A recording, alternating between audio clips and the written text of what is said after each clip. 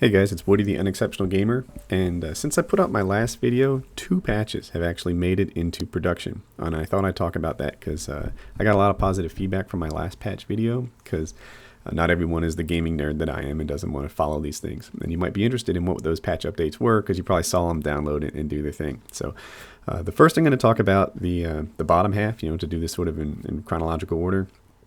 Improved matchmaking. So there's a bunch of things that revolve around this, and from what I'm told, even if you're in a party of 4 or 6 or what have you, you can still get into games, and that's huge because that was a big problem. I think I'd actually be finished my second prestige by now if I actually played as much as I waited in lobbies and joined and rejoined. And so super, they did a lot to fix matchmaking, and that is awesome.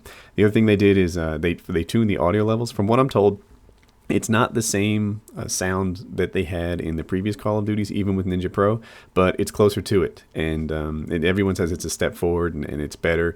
And it's a balance between what Treyarch thinks gameplay should be and some of the feedback they got from the community. And if there's any theme here, it's that Treyarch is listening to the community and they are actually actively pushing out patches, which is so different than what Modern Warfare did. When I think about how long the Javelin glitch and the care package glitch lasted in that game's life cycle, and how they just never did anything about noob tubes, these guys are making changes, and I just love them for it. So Treyarch, if you catch this, I want you to know, as cranky as we can be sometimes about the little things in the game we don't like, I appreciate your efforts in getting this kind of patch out. It is it is Bungie-like. It is awesome, and thanks for that. So in the 17th, the big things are they fixed the sound, they fixed the leaderboards, and they fixed all kinds of things having to do with matchmaking, getting in as a party, getting better hosts, things like that. So that's cool.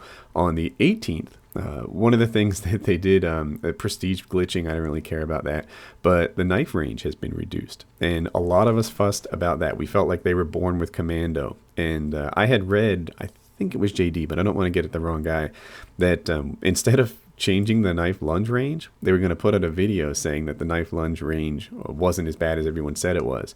And it is. I have gone into private matches, stood still, and tested to see what that knife range really is, and it was too long.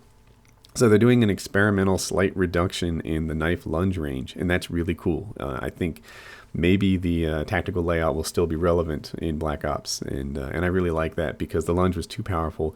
People who were panicking were getting a lot of cheap kills on that. And the other thing is improvements of the spawn system. So a lot of guys have complained about this, and so I'm a programmer, I'm not a game programmer, but I know how hard it can be to fix things that aren't easy to reproduce. If I click here and it does the wrong thing, then you can fix that in a heartbeat. But in these strange situations where they don't know why something's quite going wrong, and it seems to work when they test it on their development systems, but not but in the wild people are finding these errors. They don't know what the conditions are when these errors happen. I recognize that something like the spawn system is really difficult to get right, and they seem to have tracked down this issue where things that were so what happens is the game looks at a bunch of things. Is there napalm burning in that area? Is somebody looking at the spawn? Has somebody else recently died in that particular area? These are the things that they look at. And if those things would make those particular spawn points bad ones, where a flag is might make them more likely to spawn there. So they look at these things, and I guess what was happening, according to this, is events that events weren't getting cleared. Maybe someone died in that area a long time ago, but in the system, it thought that someone still had died there recently. So these things that were good spawns now were getting marked as bad spawns. And I have a grip on how hard it was to track down that as an actual root cause, and probably making the fix wasn't that hard, but tracking down why someone was getting a bad spawn, I have a grip on how hard that can be, and I appreciate that they fixed it. So anyway, this is what was in those last 2 patches. They put a patch out on Thursday and Friday, and I think that's awesome. So yeah, this is what's new, and I hope that you guys like these patch updates. Let me know in the comments or with the like button if you think that these kinds of videos are good ones and you're interested in what's in those patches that you see getting downloaded.